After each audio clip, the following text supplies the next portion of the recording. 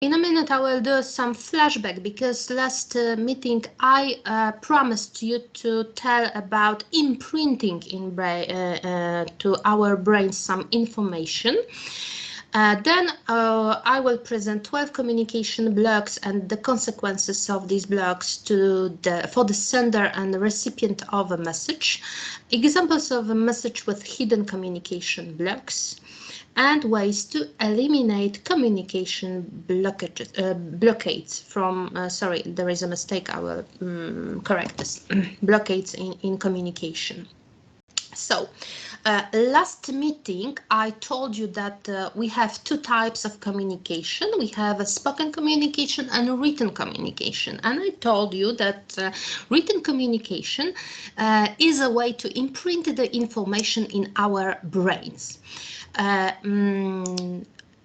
will give you an example. My coachee that participated in coaching process during a session answered to my questions. I'm stressed at work. Sometimes I have a feeling too much is going on and I don't manage everything. So generally I feel a bit crappy that I'm not good enough for my work. And going deeper and deeper at the bottom of this issue, this person discovered that generally she or he, I will use the feminine person here because I don't want to tell was a woman or a man. So for this meeting, I will use she. She had no clue how to manage all given tasks. Of course, during the coaching process, she discovered the best for her way of managing things and the way it's most suitable for her in her situation and for her job. However, after the coaching session, we discussed about all possible ways, tricks to manage things, and I told her that one of the method is writing down all things you think you have to do, writing down manually, because writing down is activating many places in our brains to remember the situation or to remember the task. For example, or explain to explain. When we have a task to do and somebody told us the task, we can repeat this task vocally or repeat it in our mind. Usually, not often, but it happens, usually it happens that people thinking about this task imagine the final effect. So we think, we repeat task that was told a couple seconds ago or couple minutes ago, and we imagine, so we activate our visual our visual capabilities, and then we activate the part of the brain which is responsible for the movement. So it's a third part of our brain that is taking part in writing down something. So then we write it down and write this task down, and we do this each time. So each time we do that, we activate 3 parts of our brain per one task written. And when we write down all the information, all the tasks to do, all the tasks are imprinted the same way. As a final result, we take this list and we see all the tasks at once. That gives an impression to our brain that we manage. We have everything under control. The situation is controlled by us, and this gives us a sense of comfort. Then, of course, looking at this list of drawings, we can give priorities to particular tasks. The final result is that we become calmer. And 2 days after this coaching session, my coach called me and told me, Alexandra, you have no idea how my life has changed by this technique. Right now at work, just after 2 days, I'm much more relaxed because I really have a feeling, and I feel self-confidence when I'm talking about tasks I have to do, because each morning I'm writing down what I think is my task for today. Of course, during the day I add some tasks, however, I check the task I already performed. And I was very surprised when my boss came to me and asked me a question, when will you finish something? And I didn't even have to look at my notebook because the answer was already floating from my mouth. Yes, and I was surprised. Normally, to answer to my boss, I need to think a couple of minutes. And here, in this situation, after writing down, I had the answer at once. And this is the explanation how our brain works. When we write it down, or when we use couple of senses to memorize things, or just to put things in some kind of order, for us order, our brains put those tasks in the shelves, yes, and we have simple access to this information, very easy access to this information, and moreover, our temporary memory, our procedure memory is lighter. Our procedural memory can be compared with the RAM memory in our computer. When we have too much software opened at once, our computer works slowly. When we have too much tasks in our brain and they are not written down, so they are in our procedural memory, our temporary short-term memory, our brain is swallowing, is overheating. So we need to do something to push those information from short-term memory to the long-term memory, and writing down is the good method. And memorizing information about writing down is one of the way of imprinting information in our brains. Sometimes people ask me, is it better to write down manually, or is it better to type this information and to use software? Well, a couple years ago, I would say definitely writing down is better. However, now I think the proper answer is it depends. It depends on the situation, because, for example, me and people my age started to learn Polish by writing down, and during the whole infant child school, our school lives are secondary school, primary school lives, secondary school lives, we used written and spoken communication. However, nowadays it happens that very young children at the age of 6, 7, 8 years old, for example, in Norway, however, in Poland, I also heard it happens, use a computer. So they are getting used to remembering by typing. So for those people, typing would be also a good method for imprinting situation if they will be able to focus on how they write. So they will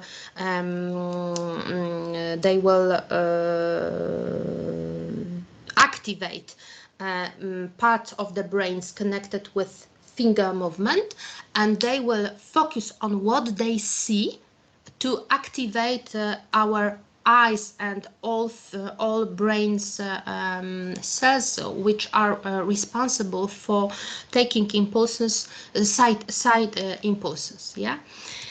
Last meeting, by this slide, I also promised you today we will be talking about blockades. So, what are the communication blocks or blockades? Blocks are a kind can be treated as a kind of wall standing between interlocutors and making the communication completely impossible. What is the difference between communication blockades, so the wall, and communication disruptions? In order to remember something from the last meeting, communication disruptions, we divided into internal and external, and generally everything connected with disruption. Disruption in communication is everything that affects the message distortion. What's the most important here is that when disruption occurs, when it happens that we have communication disruption, usually we can do something to continue the communication. And we can change, for if there is a noise next to our class, we can change the class. If there is too much noise behind us, we can ask people to move forward to be in more distance from the source of the noise. Yeah, if we have some problems with the light, we can turn off the light. Yeah, if we have some problems with the computer, we can have other we can be prepared to our lessons and provide the lessons without the computer, without the visual context, but still be a professional teacher. Yeah. And what's the most important is people, even if there are some disruptions, people still want to speak with you, want to listen to you, because these disruptions are generally treated as a small inconvenience in communication. However, going back to another slide from the previous meeting, when we focus these disruptions may affect all features and all types of communication. However, when we focus on those two red communication features, so expressive function of communication and impressive function of communication, we have to close to the layer of communication that is connected with emotions. And unfortunately, or fortunately, depends on the situation, this emotional field of the communication doesn't work as the other fields, because when somebody says to you something wrong, something that puts you in a bad mood, something that makes you angry, you are not able to treat this kind of communicates as a simple inconvenience, because they are punching you. So the biggest difference between communication blocks and communication disruption is the attitude.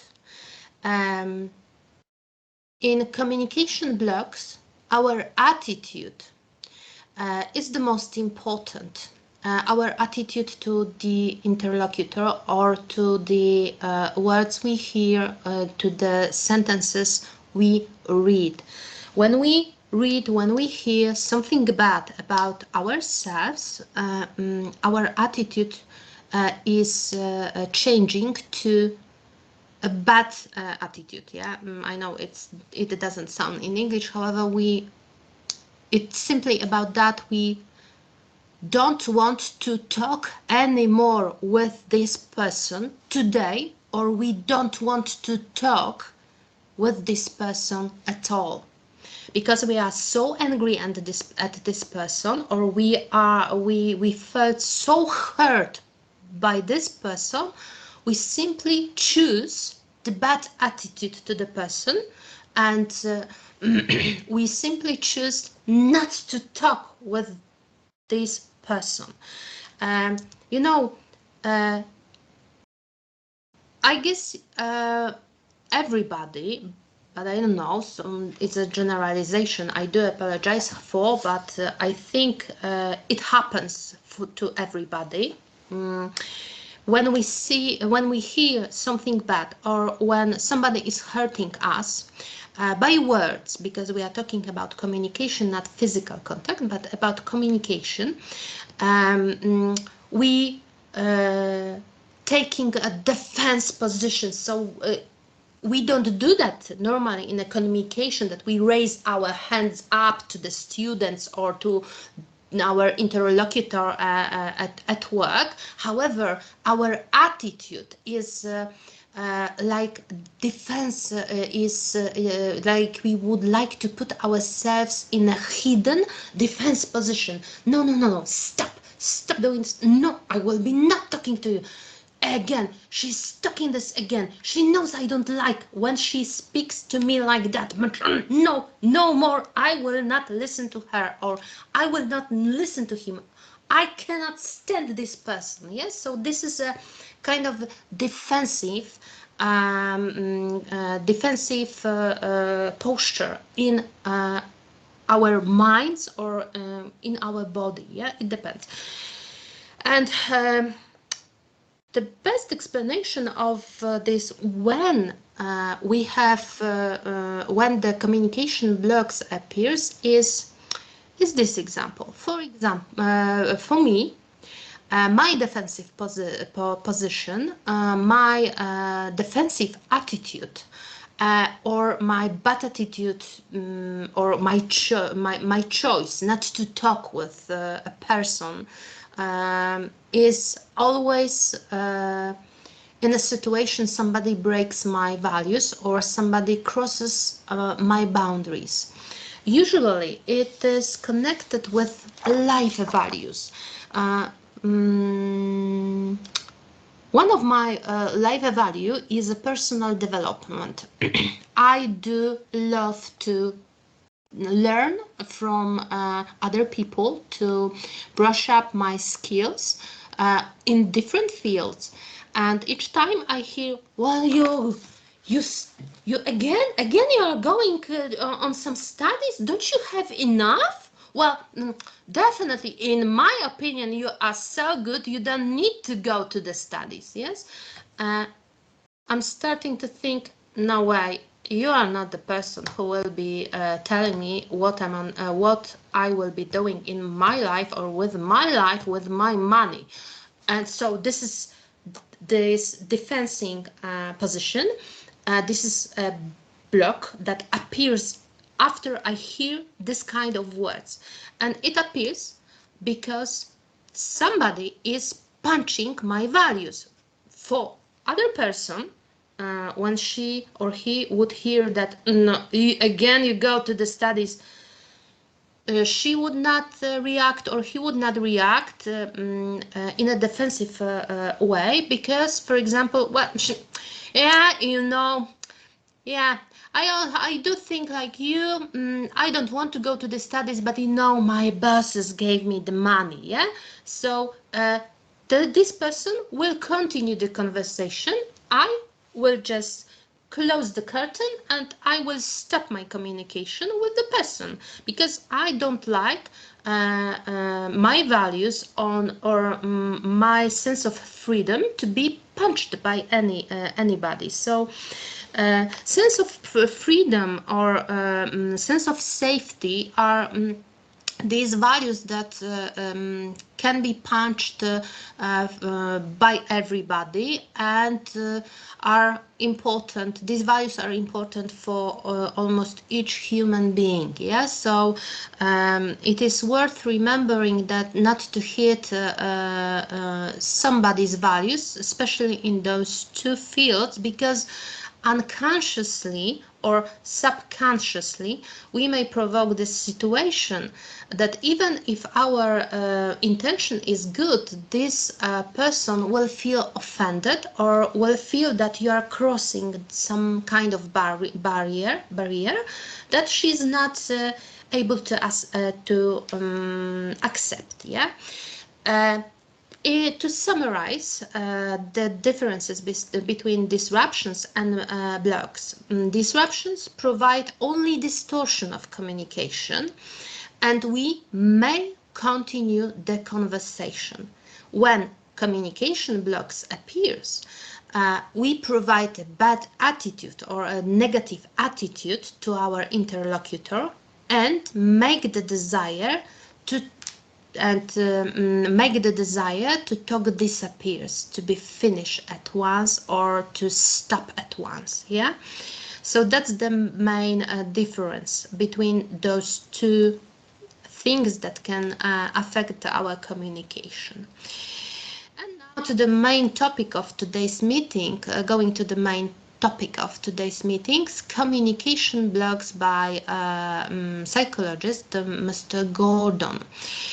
Some people say it are these things are communication blocks, like a wall of bricks, full of bricks. Some people say about these blocks, Horsemen of the Apocalypse by Gordon, and other people name it simply Communication Killers by Thomas Gordon. Why killers? Because when somebody is pointed to you from these words I will give you as an example, you will feel like somebody was pointing you with the gun. But banana is more funny, and I hope that by this small visual joke you will remember those communication killers more easily. Who was, because the man died, who was Thomas Gordon? Thomas Gordon was a clinical psychologist, American clinical psychologist, widely recognized in America and the whole wide world as a pioneer of teaching communication skills and conflict resolution methods to parents, teachers, youth, organization managers, and employees. If you're interested in going deeper in his methods, I may recommend you some books he wrote, and he wrote 9 books. Sorry, I don't see my telephone, but it's ringing. I do apologize. He wrote group-centered leadership, parent effectiveness teaching, a method called PET, leader effectiveness training, LET, or teacher effectiveness training, TET, and parent effectiveness training in action, discipline that works. So, why Thomas Gordon is so famous? I think because he, working with this psychologist for his job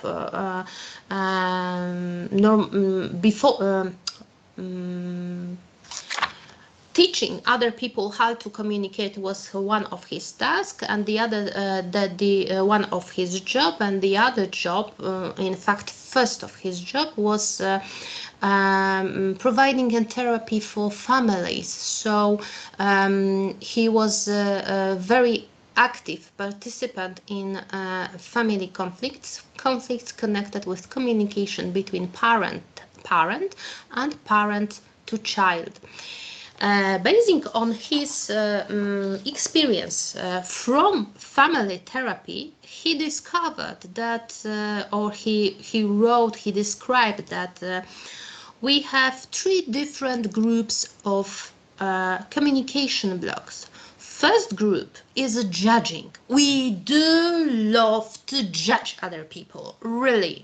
Especially parents are judging children because they did something or didn't do something. However, we as an adult also do love judging other people because, you know, we feel power.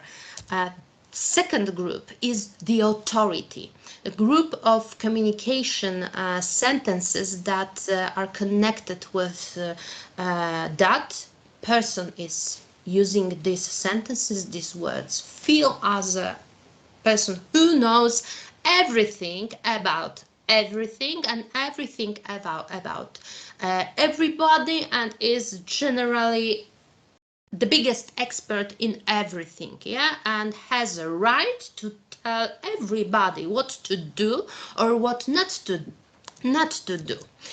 And third part of communication blocks, third group of communication blocks is avoiding a situation, hiding from something, and all this situation that we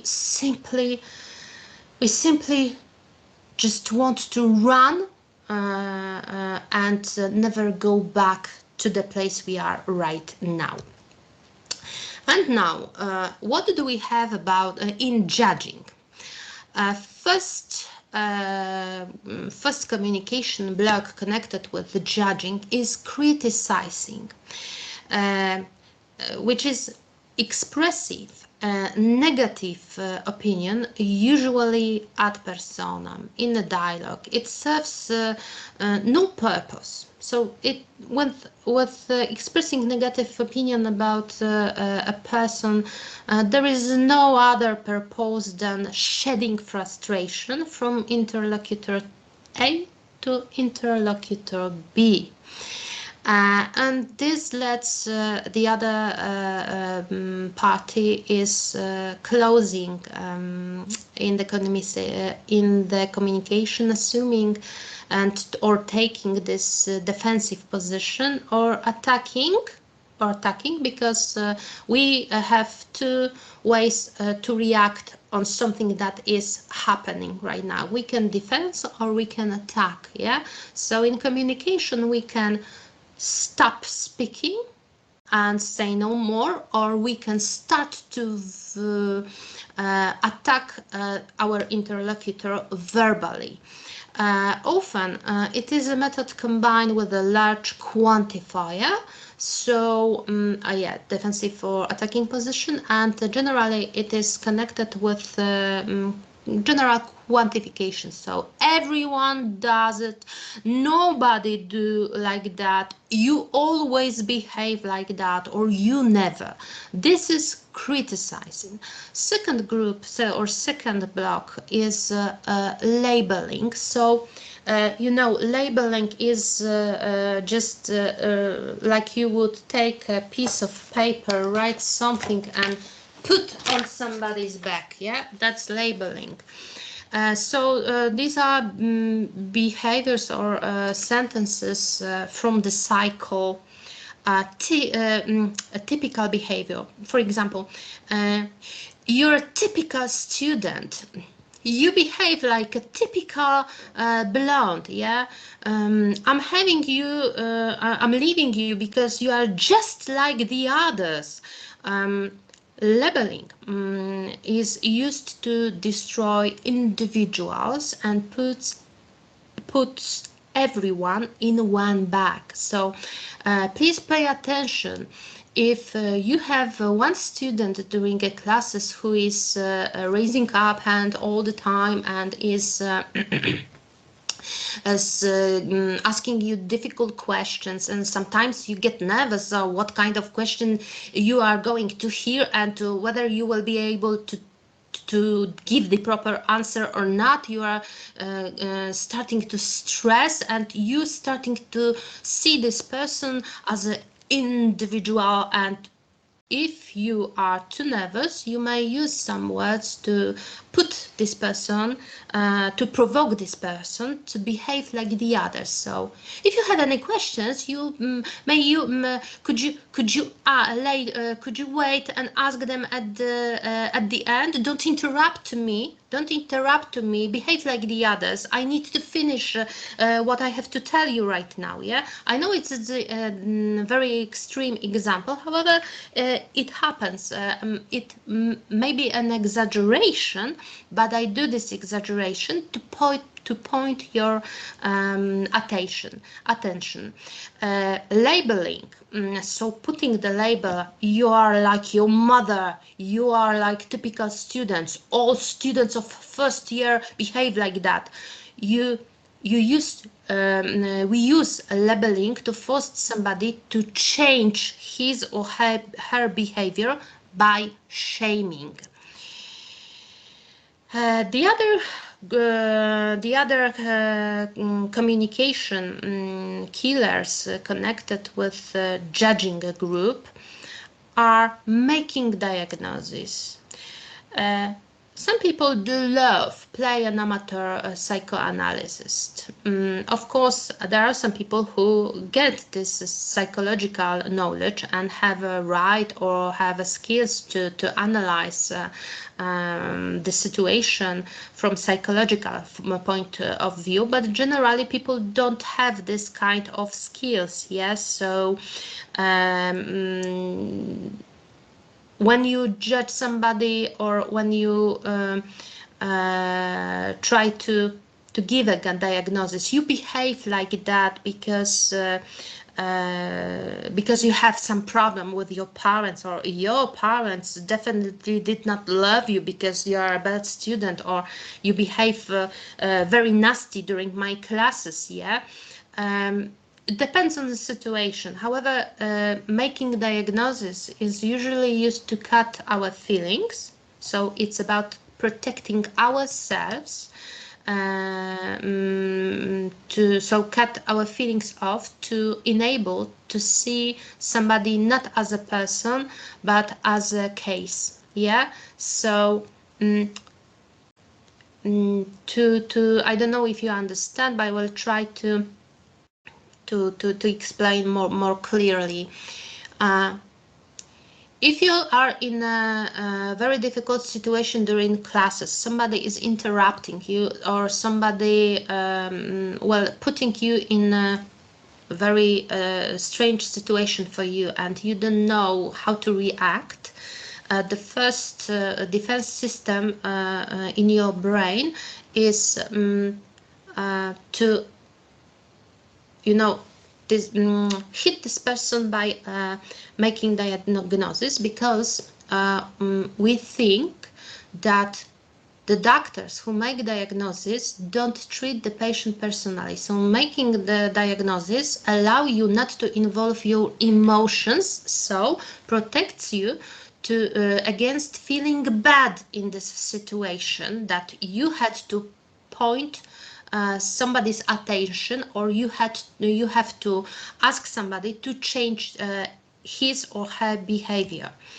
Making diagnosis is also used to manipulate the environment and show the problem is in other person. For example, if you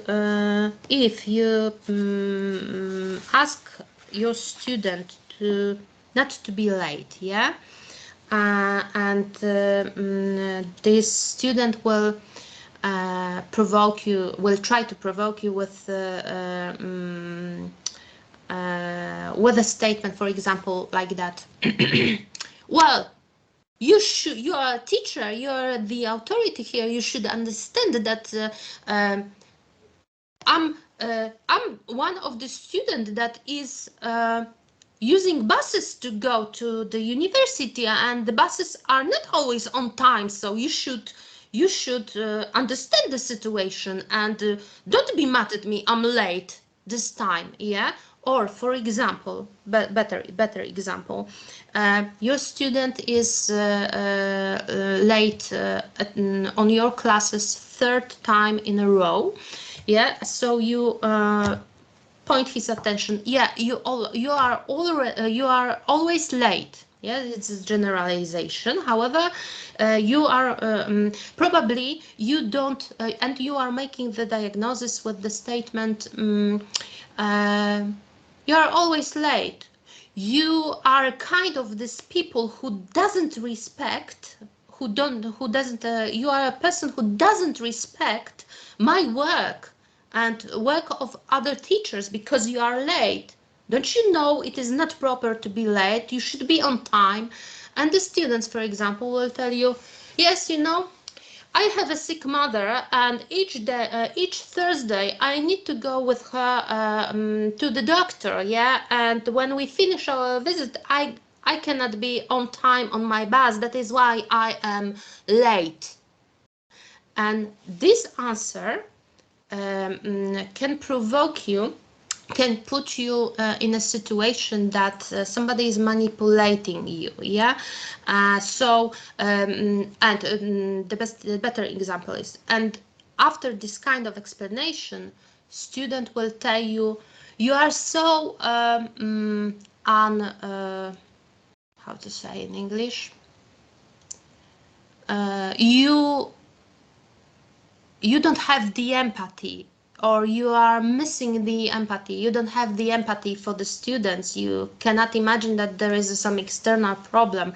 I cannot magic. And this kind of the statement that the student attacks you with, that you don't have the empathy, is a kind of making diagnosis, just, you know, to manipulate people, not see that the problem is in the student, not in the teacher.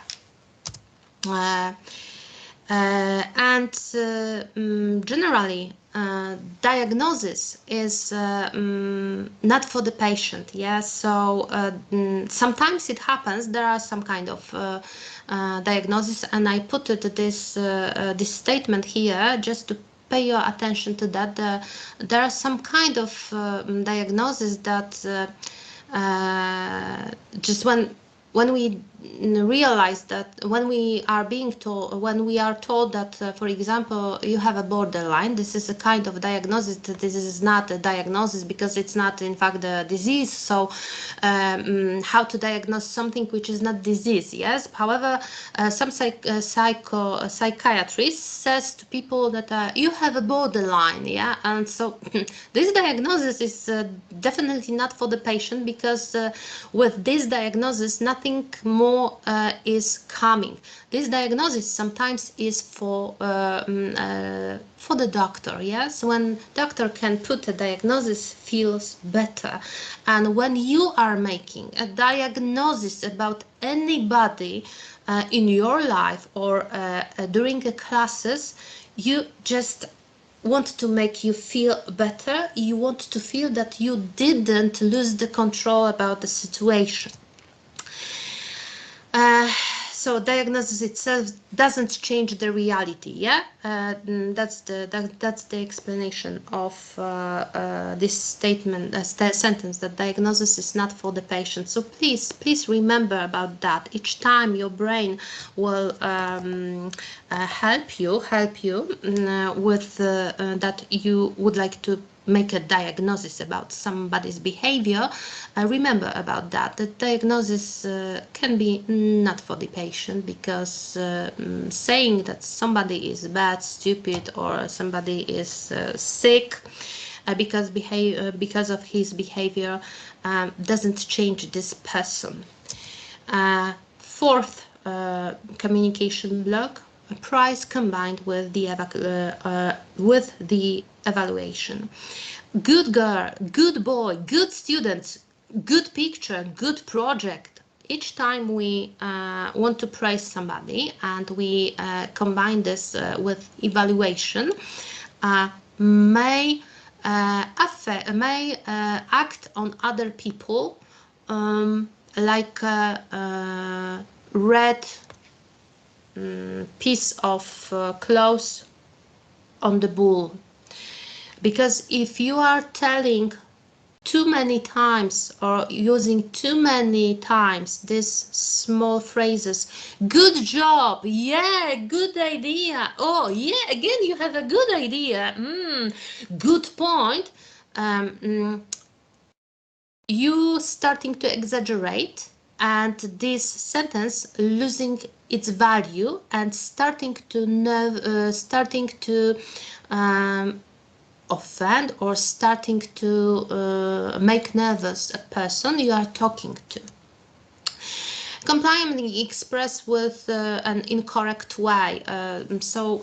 It happens. It happens sometimes that you want to say a compliment to a person, and for example, you say, "Oh, I see." I see you look better today. And for example, you don't pay attention to your intonation, and this person will take a closer look to you. Was that a compliment, or you wanted me to feel bad? If we express, if we have a good intention, however, we will not work with our intonation. So all those non-verbal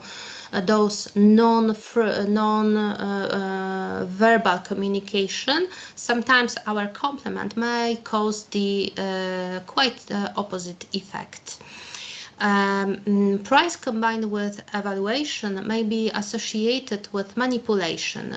It's like a carrot and a stick. For example, do you know this kind of situation that somebody says to you, well, you are so good in creating these films.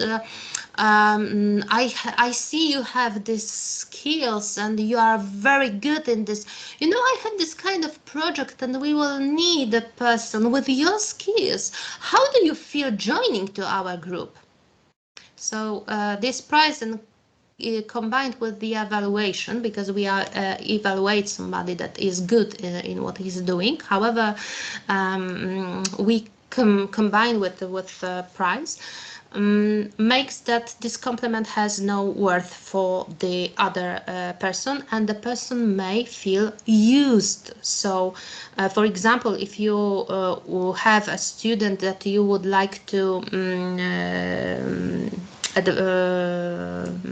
invite to your project team, some project you make at the university, and you will tell to the students, you know, you are so good, and you will exaggerate with this compliment, this student may feel offended.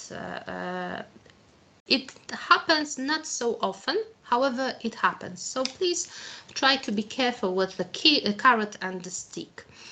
And the other example of price combined with the evaluation. Would you be so kind? Would you be such a good man and help me? Would you be such a good person and do something? This is a strictly manipulation, because the best answer to this kind of sentences is, and usually I answer like that. Well, if I don't help you, it will mean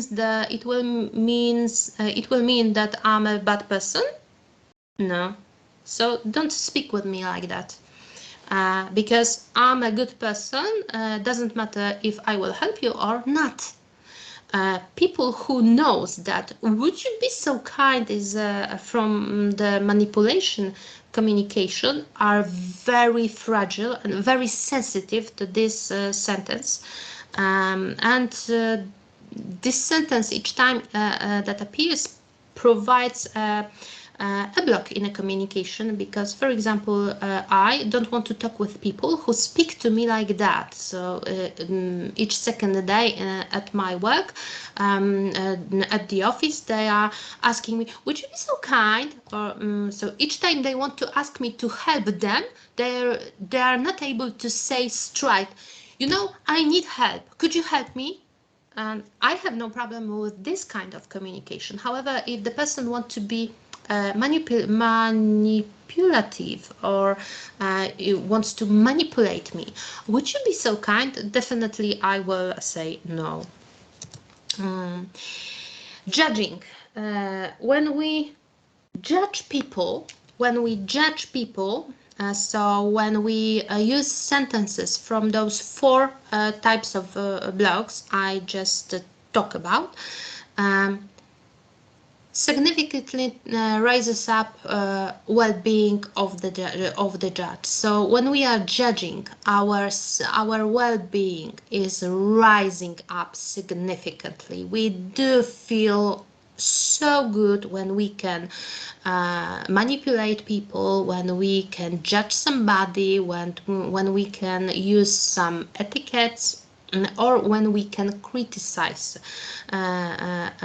people. Yeah, this is how it works when somebody is not aware about that. This kind of communication is a communication that provides to blockade to block the communication. Second group of communication blocks is authority, and we have here 5 examples. First example is ordering. When you order somebody, stop pretending, stop smearing, stop using this telephone, or stop staring at the window instead of watching what I'm showing you right now on the screen. We are ordering, and this makes other people not like you as a teacher, as a lecturer, because nobody likes to be ordered. Threatening. If you don't do this, then you will meet this kind of consequences. However, threatening, we will be talking about threatening at the 4th module more detailedly. It's not so simple situation. So for today's meeting, threatening is a part of a mistake that appears in our communication and can provide blocks in communication. However, more information I will give you into meetings. Moralizing or preaching. You know, during the Mass in the church, we hear a lot of things for our priests, yeah? And sometimes they're trying to moralize. People don't like people who are moralizing them. For example, you should do something, you shouldn't behave like that, you should wear this kind of suit, you shouldn't wear this kind of suit for your exam, yeah, you shouldn't go dressed like that to meet your lecturer, or you shouldn't go like that to your students you are providing a lesson. You shouldn't treat your mother like that. So all we should, all we ought to, all we must is like a burning word that is providing. We don't want to speak with the person who is treating us like that. Shooting questions. So asking too many wrong questions, or asking questions and leaving no space to answer. For example, why you did this project like that? Why you behave like that? What is written here? What did you think yourself about the writing like this? Throwing the question through somebody's face without a stop, that the person may answer to the question, is very inappropriate and is blocking the communication. So it's like you standing at the wall and seeing a gun pointed in your face, and you simply freeze and you don't know what to say. Of course, sometimes it happens when the person you are speaking to, a student you are speaking to, listening this long list of questions is taking offensive position and is attacking you verbally, because, well, I thought what I thought. You're a bad teacher. You should taught me how to do this, not questioning what I'm doing here. If you were a better teacher, I would get this information and I would prepare this project properly. Yeah, so this is an offensive position. As an example of the offensive position in a situation that somebody is shooting question to anybody. And fifth block is giving advices.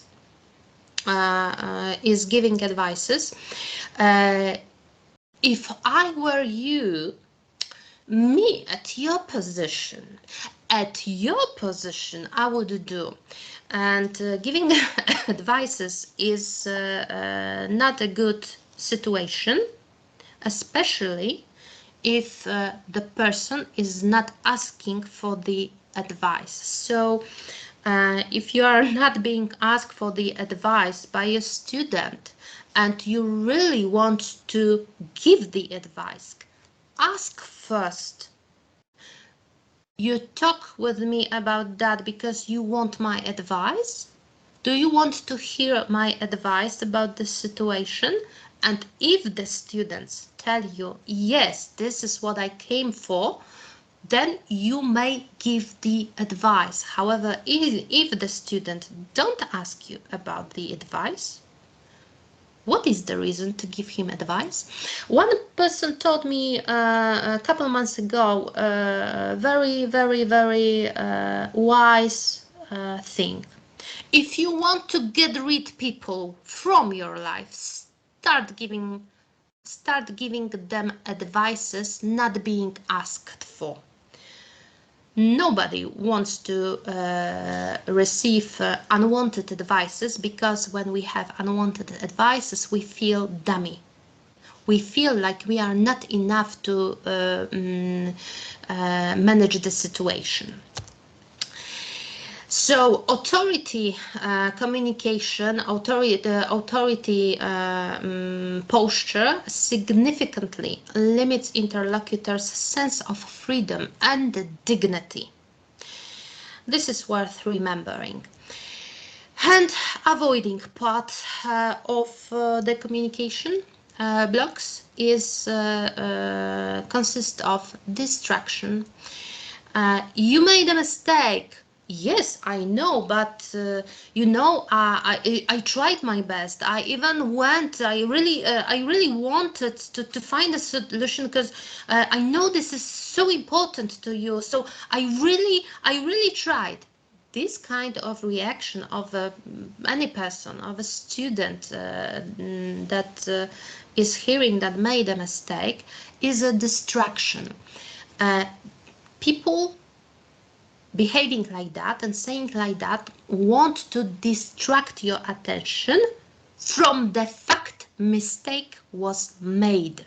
So they are trying to push your attention to that. They were trying, but trying is not something that in this particular position we are talking about. We are talking about the effect that doesn't exist because somebody made a mistake. So it doesn't matter how hard the person tried. It matters that there is a mistake that should be corrected, and that's it. Sorry. Avoiding second example of blocks is allegedly logical argumentation. Too much logic can lead to freezing up completely and ignoring the emotional component, which is extremely important in life. For example, when somebody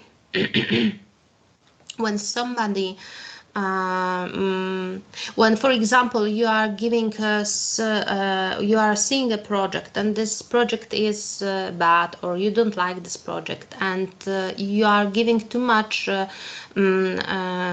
logic argumentation instead of saying simply, I think this, well, I don't like this solution. Maybe if you focused on the other solution, this project would be better.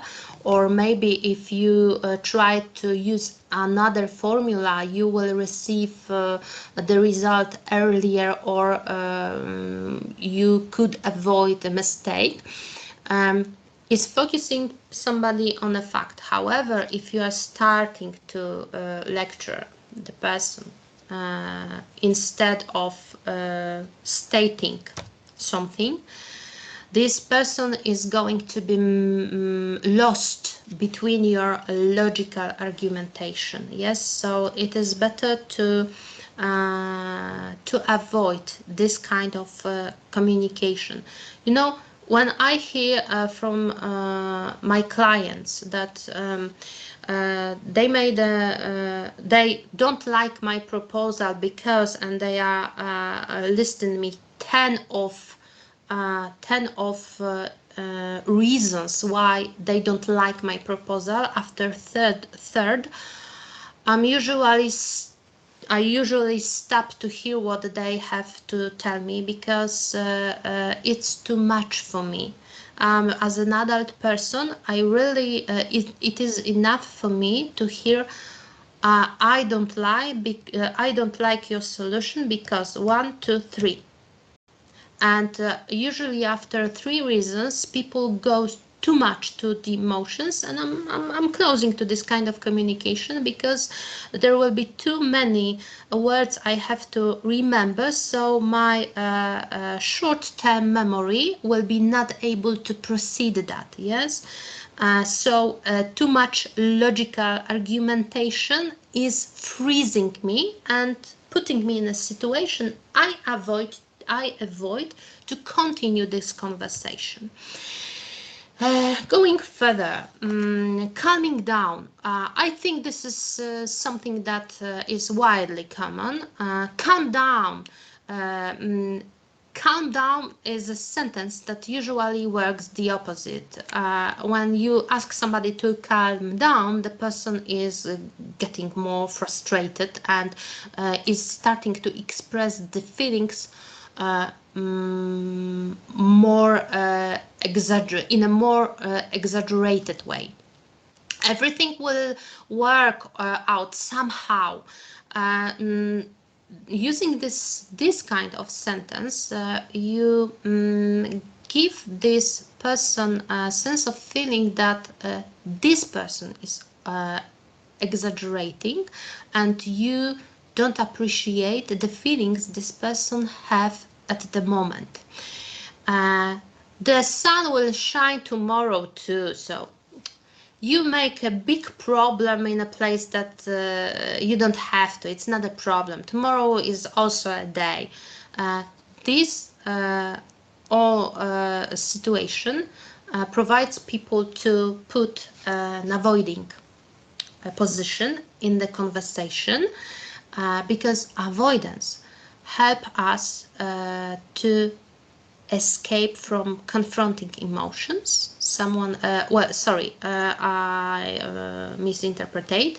When we are using words from this avoiding part of communication blocks, it is because the avoidance helps us to escape from confronting our emotions or someone else's emotion.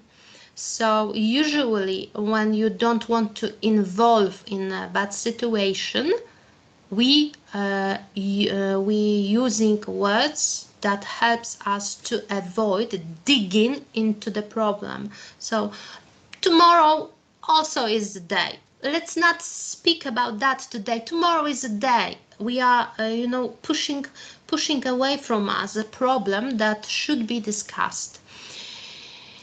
And what are the consequences of those 12 communication killers for communication?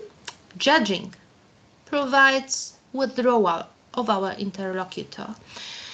Authority provides to withdrawal. And avoiding provides to withdrawal of our interlocutor. So those 12 communication killers from 3 groups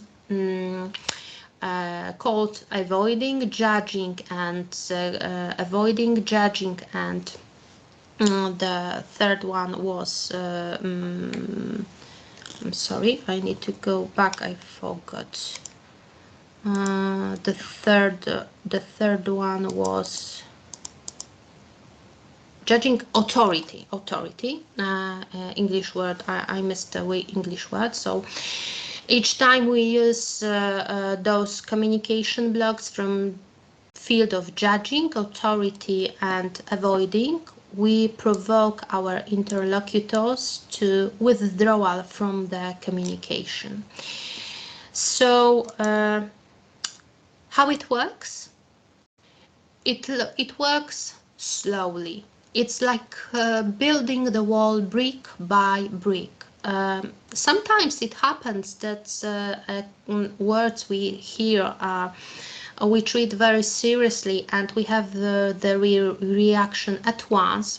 As I told at the beginning, when somebody told me, you don't need to go to studies, I just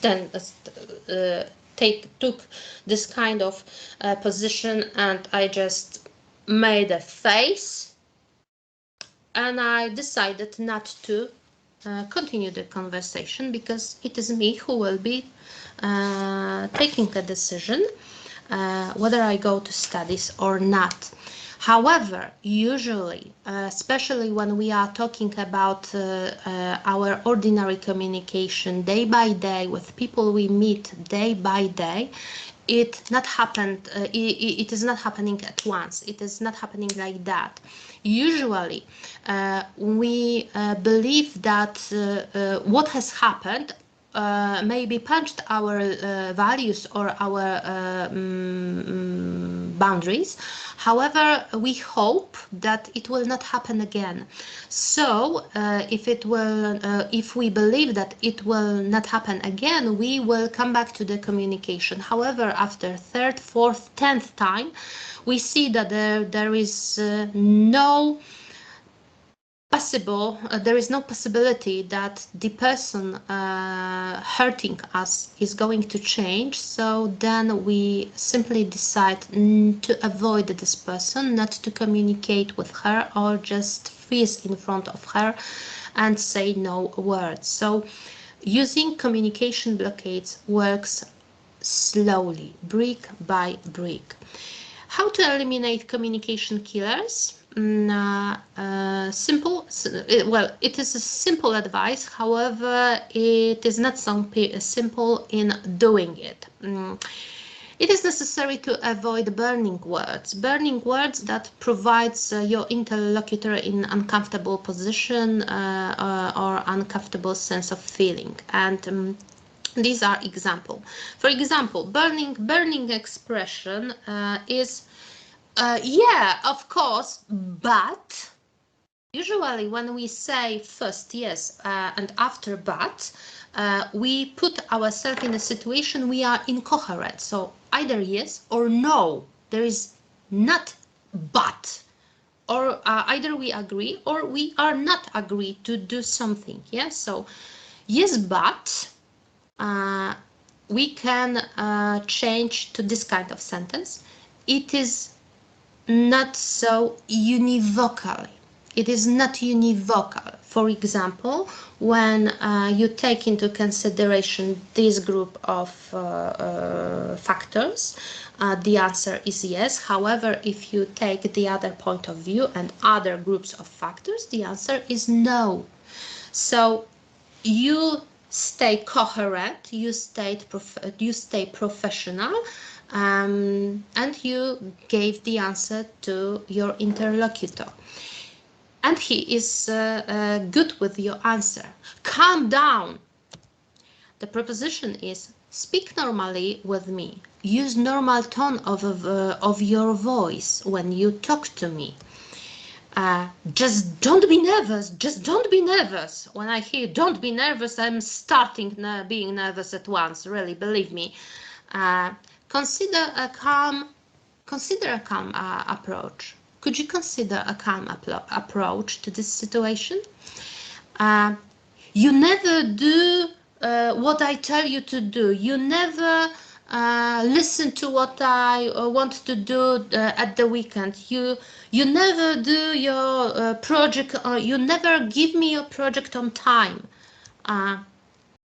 I don't remember you doing this situation. I don't remember you, dear student, giving back the project on time. Always. People always behave like that. You are always late. You always do something. It's a second time. So in this example, I will explain that instead of using always, it is better to point somebody. And pointing somebody is closer to the truth, because if you say you're always late to a student, and student will answer, well, sorry, it's just second time. And you will feel uncomfortable with this answer. So if you will be precise, there will be no block in communication with your interlocutor. You have to do something. How do you find yourself trying to do?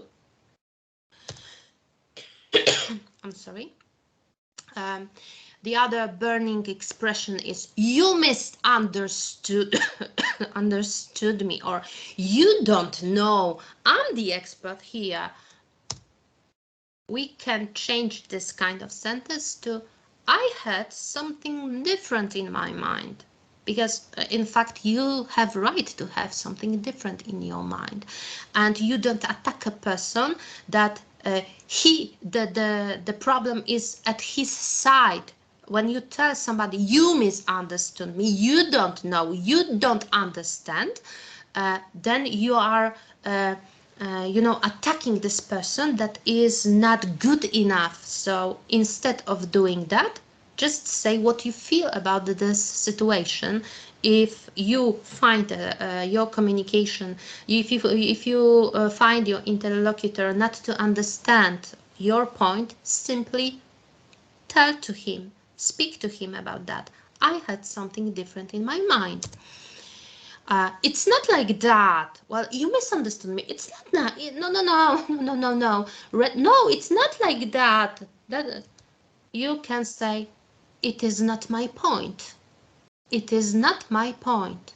So again, here, instead of using a general quantification sentence, you direct the attention to how you feel about the situation, what you think about the situation, and it is always much more safer for you. Honestly speaking, well, each time I hear honestly, that somebody is telling me honestly, I have a strong force, inside force to ask the person. So now you are honest, and the other 10 minutes of our conversation were not honest. So better is say, I will tell you what I think. Honestly speaking, well, it's better to say, I will tell you what I think. No problem. I have also a problem with the sentence. No problem. It's no problem. Somebody is asking you for a favor and you are telling to the person, no problem. Well, it is a problem for a person who has just asked you for help. If you are telling this person no problem, you putting this person in a situation that he is not capable to do something, and this person is feeling like a dummy next to you. So don't don't put people you are talking with in a position they feel dummies when they are talking to you. Instead of no problem, it is better to use okay, I will do this. Okay, I will help you.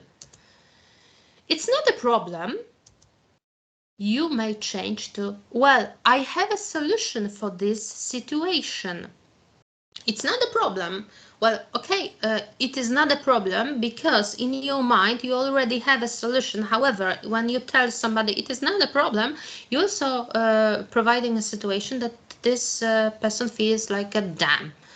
So don't do this. Try to explain your feelings or explain yourself in a proper way. I have a solution for this situation. Simple. How to eliminate communication killers? Generally, please find your intent. Find your intention and try to remember about your intention in communication. For example, about the intention. Intention is strictly connected with your mission, and it was a part of your homework after last meeting. What is your mission as a teacher? What is your mission as a parent? Well, what is your mission as a human? If you know your mission and you have an idea how you want to proceed this mission, you are able to speak about your intention more clearly. If you check your intention and are able to talk about them, you will avoid communication killers because you will be not pretending somebody you are not in this communication, in this conversation. Emotions.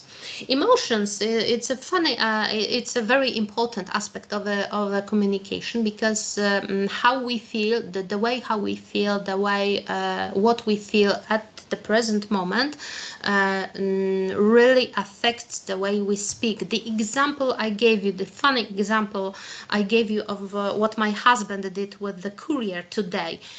My husband got an emotion, bad emotion. He was not comfortable with that. He has to get his ass up and go to the door because he has just left home, enter our home, and he has just sat down. So he had a very negative emotion, but he didn't think about this emotion during those 4 meters he had to walk, and he just reloaded this emotion on the courier talking to me.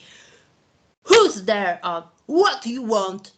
And each time where you are upset, for example, at the first meeting, I also told you about that there is a sense of feeling threat. It's an internal disruption of, and it is an external disruption of communication. When you feel headache, when you feel hunger, you cannot concentrate on your task, you feel bad. And when you are when you have a so big headache and somebody is asking you, and what would you do about that, and could you tell me this, and could you explain me this formula, you have enough, you have really enough. And instead of answering calmly, you may overreact with your words on the student, on your interlocutor. Maybe in the conversation between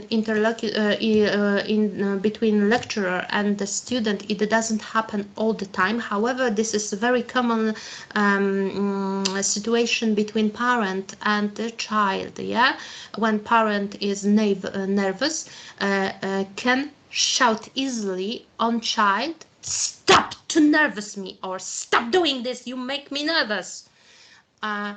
If we start to overcoming our emotions, or if we start to be aware about how we feel, we will be able to divide our emotion from the situation and from the interlocutor.